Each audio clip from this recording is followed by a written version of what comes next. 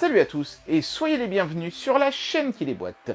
On va continuer notre incursion dans le monde de l'audio No Name aujourd'hui. Dans la précédente vidéo, on avait testé 3 produits, alors qui portaient une marque en vérité, mais que j'avais appelé No Name parce qu'il n'y avait rien de marqué sur l'emballage. Ici, on est dans une catégorie un petit peu différente. Il y a un nom sur l'emballage, mais enfin, vous allez voir quand on va faire le déboîtage, vous allez un petit peu mieux comprendre pourquoi j'ai envie de qualifier ce produit de No Name. Ou plutôt, devrais-je dire, de rebadger. Vous vous souvenez de Wiko, ce fabricant de téléphone? En réalité, il ne fabriquait absolument rien. Il se contentait de mettre un logo Wiko sur des smartphones chinois OEM ou No Name. Eh ben, je pense que c'est ce qu'a fait le fabricant d'aujourd'hui. Mais le produit, néanmoins, semble prometteur. Il s'agit d'un de ces casques vous savez, à conduction osseuse. C'est-à-dire qu'il ne se met pas dans votre conduit auditif, mais à côté, et qui transmet le son avec des vibrations.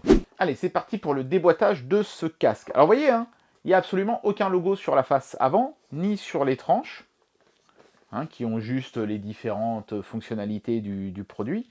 Mais par contre, à l'arrière, il y a une étiquette qui semble avoir été imprimée à la laser et collée comme ça, où là, il y a le logo NANK du fabricant. Et vous allez voir que ce logo, on le retrouve aussi sur le produit. Donc pour moi, il s'agit vraisemblablement d'un produit rebadgé, c'est-à-dire qu'ils ont ajouté une marque sur un produit OEM.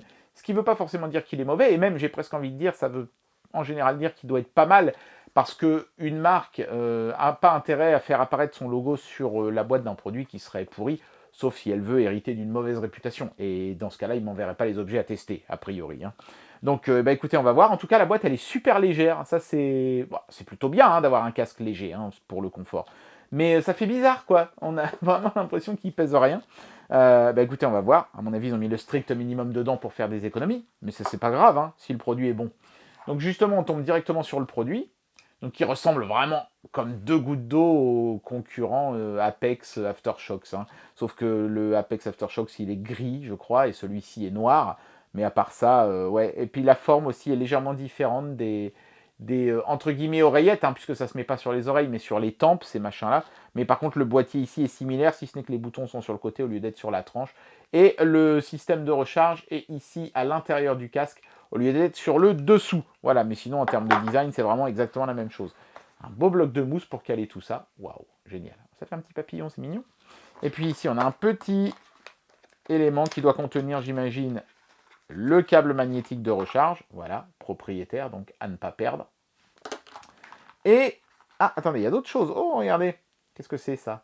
Je pense que c'est quelque chose pour relier les 2 oreillettes entre elles. Oui, c'est ça. Certainement pour que ça tienne mieux pendant vos sessions de sport. Bah, pourquoi pas. Il y a encore d'autres choses. Mais il y a plein de choses dans cette boîte. Pourtant, elle était légère. Donc, on a un petit manuel d'utilisation qui est en anglais et exclusivement en anglais. Voilà. Bon, après, voilà, c'est pas compliqué. Le plus compliqué, c'est l'appairage. Après, ça marche tout seul. Et qu'est-ce qu'on a là-dedans? Des bouchons d'oreilles. Alors, il faut savoir que ces casques sont ouverts, donc vous entendez tout ce que le monde extérieur a à vous offrir. C'est le plus gros intérêt d'ailleurs de ces casques, je trouve, c'est de ne pas obstruer vos oreilles. Mais si vous voulez une expérience plus immersive, vous mettez ce genre de bouchons d'oreilles dans vos oreilles. Vous pouvez mettre des bouchons d'oreilles achetés en supermarché, ça marchera aussi, c'est pas forcément obligatoirement cela. Et vous aurez une expérience plus immersive, proche du intra-auriculaire, même si en général ça crée un déséquilibre, parce que ces casques sont vraiment conçus pour fonctionner oreille ouverte. Enfin, on va essayer les 2 cas de figure de toute façon, et je vous dirai ce que j'en pense. C'est parti. Bon alors, que dire de ce casque en mode oreille ouverte? C'est pas mal, franchement, très agréablement surpris, on a un bon équilibre, il y a un petit peu trop de basse à mon goût, mais ça, voilà, c'est les tendances actuelles, ça plaît aux jeunes, n'est-ce pas, qui écoutent, je sais pas ce qu'ils écoutent d'ailleurs, les jeunes maintenant, un mélange de rap et de techno, certainement. Enfin bref, peu importe, de toute façon, c'est dans l'air du temps, donc ça plaira au plus grand nombre. Je pense que c'est évidemment ce qu'il fallait faire, bien joué de leur part.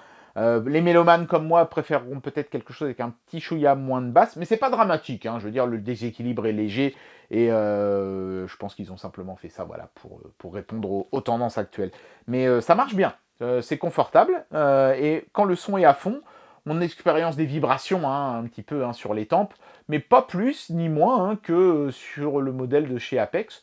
Franchement, pour moi, ça vaut le modèle de chez Apex, sauf que c'est moins cher, donc finalement c'est un bon deal. J'aime bien même le câble magnétique, hein, il a un bon grip sur le... Vous voyez, tac, il se met vraiment super facile sur le système de charge, et il tient bien en plus. Mieux, je trouve, même que celui de chez Apex, qui était plus petit, puis qui se mettait en dessous, comme ça. Là, vraiment, une fois que c'est collé, ça bougera plus, hein, et vous êtes sûr que votre casque va se recharger. Bon, voilà, j'ai le téléphone qui s'excite parce que j'arrête pas de brancher, de débrancher le truc, à mon avis. Mais ça fonctionne super. Le son est vraiment propre. Alors, quid, quand on met les bouchons d'oreille, eh ben, ça accentue encore plus les graves. Donc là, par contre, le déséquilibre devient, à mon goût, un petit peu désagréable. Ce qui est quelque chose auquel il fallait s'attendre, hein. Mais voilà, encore une fois, ils ont favorisé, je pense, le mode oreille ouverte, parce que c'est le plus gros intérêt de ce genre de casque, c'est justement de ne pas boucher vos oreilles et de pouvoir entendre ce qui se passe autour de vous.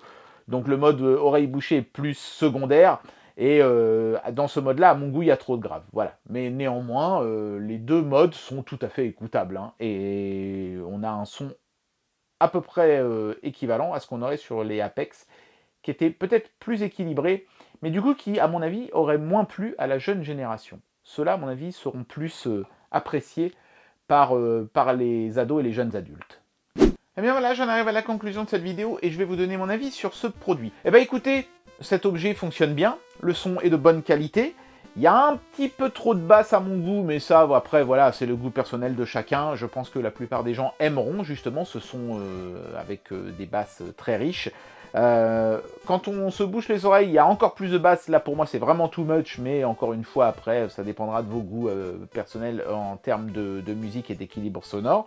Ce que je retiens, c'est que c'est un bon casque avec un bon volume sonore. Et en fait, techniquement, il n'a rien à envier à un Apex Aftershocks qui coûte beaucoup plus cher. Donc voilà, ce casque lui aussi coûte quand même un certain prix, hein, vous verrez, mais on est quand même très nettement en dessous. Et pour une qualité, pour moi, totalement équivalente, hein. Même en termes de légèreté, de confort, de qualité des matériaux, de solidité et d'impression générale, je trouve que ce casque n'a absolument rien à envier à un casque de chez Aftershocks. Il est étanche lui aussi, hein, les boutons sont caoutchouteux et intégrés dans le caoutchouc du châssis. Donc ouais, non, c'est franchement une belle petite réussite. Voilà, alors est-ce que c'est un produit rebadgé ou est-ce que c'est vraiment un produit de la marque NK? Vous voyez qu'il y a leur logo ici, je ne sais pas, mais en tout cas tout ce qui compte, c'est que la qualité du son y soit, et elle y est. Et bien voilà, c'était le test de ce petit casque à conduction osseuse de chez NK. Et j'ai été agréablement surpris. Comme quoi, vous voyez, hein, le matériel, que ce soit rebadgé, no name, OM ou je ne sais quoi, ça peut valoir le coup, il faut simplement savoir faire le tri entre le bon et le mauvais, et c'est aussi pour ça qu'une chaîne comme la mienne existe après tout, hein. Mais voilà, un bon petit produit.